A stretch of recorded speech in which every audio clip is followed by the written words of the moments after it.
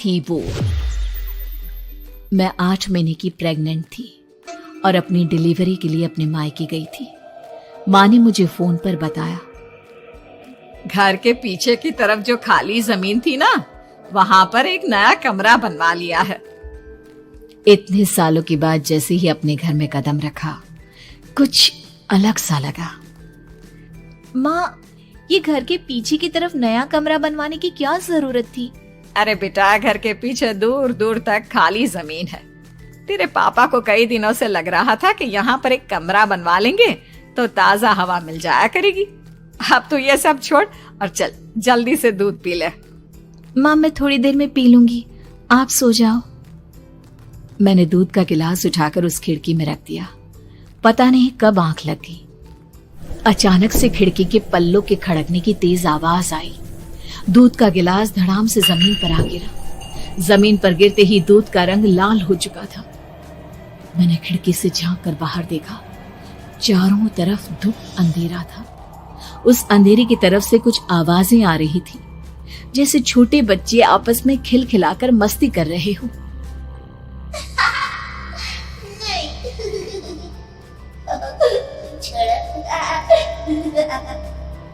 इतनी रात को इतने घनघोर अंधेरे में बच्चों की आवाज कैसे आ रही है?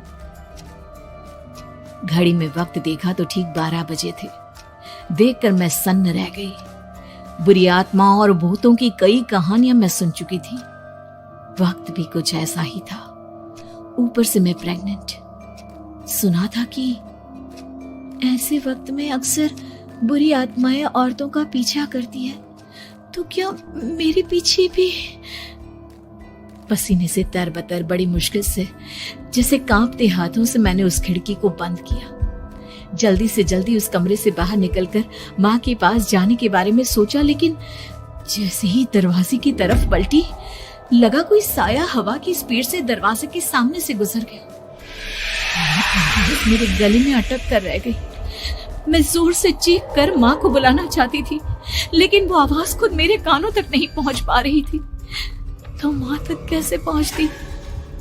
खिड़की के पल्ले एक बार फिर तेज हवा के झोंके से धड़ाम करके खुल गया और पूरी ताकत से मैं चीख पड़ी। जानती थी मेरी चीख की आवाज सुनकर कुछ ही सेकंड में माँ वहां पहुंच जाएगी, लेकिन ऐसा कुछ हुआ ही नहीं। मेरा कलेजा डर के मारे फटा जा रहा था। आखिर माँ ने मेरी आवाज क्यों नहीं सुनी? इतनी गहरी नींद में तो माँ कभी नहीं सोती।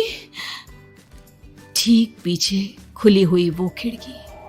मुझ में इतनी ताकत नहीं बची थी कि मैं पलटकर उस तरफ देख भी सकूं। हवा का एक सनसनाता हुआ झोंका उसी वक्त मेरे कानों से आकर टकराया। लगा जैसे किसी ने दबी हुई आवाज में धीरे से मुझसे कहा, चली जाओ यहाँ से। मैंने दोनों हाथ अपने कानों पर रख लिए और एक बार फिर ताकत लगाकर जोर से चीखने की कोशिश की।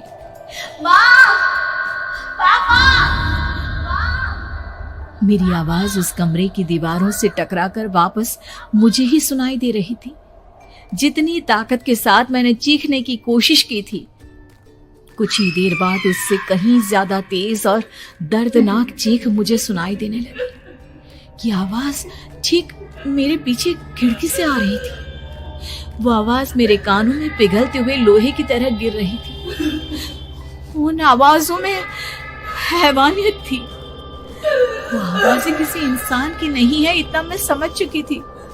कांप रहे हाथों से मैंने अंधेरे में कुछ ढूंढने की कोशिश की। तभी अचानक मेरा हाथ बेड पर रखी टॉर्च पर पड़ा। किसी तरह ताकत लगाकर टॉर्च का बटन ऑन किया, लेकिन ये क्या? सामने दरवाजे पर 3 छोटी लड़कियां खड़ी हुई थी। उनके हाथ में स्टील के चमचमाते हुए चाकू थे। मैं घबराकर लड़खड़ाई और पीछे की तरफ हटी, लेकिन तब तक वो मेरे पास आ चुकी थी। उनकी गर्दन टेढ़ी थी और उनके हाथों के वो चाकू मेरे पेट को निशाना बनाने को तैयार। मैं जोर से चीखी, नहीं, छोड़ दो मेरे बच्चे को, मत मारो, मत मारो, छोड़ दो मेरे बच्चे को। सोनाली, क्या हुआ बेटा? तू इतनी डरी हुई क्यों है? उठ बेटा, क्या हुआ? हड़बड़ाकर मैंने अपनी आंखें खोली। देखा तो दिन निकल आया था। माँ मुझे जगा रही थी। मेरा चेहरा पूरा पसीने से लथपथ था। क्या हुआ बेटा, तुमने कोई बुरा सपना देखा क्या? मैं अभी तक अपने पूरे होश में नहीं थी। वो मेरे बच्चे को मार देगी माँ। वो लड़की मेरे बच्चे को। मैंने घबराकर अपने पेट को छुआ। सब कुछ ठीक था।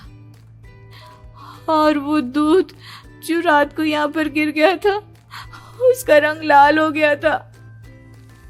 माँ ने हंसते हुए दूध का गिलास मुझे दिखाया। तुमने दूध पिया ही नहीं, पूरा का पूरा ऐसे ही रखा हुआ है। तुमसे कहा था ना सोनाली, सेहत के लिए लापरवाही ठीक नहीं बेटा।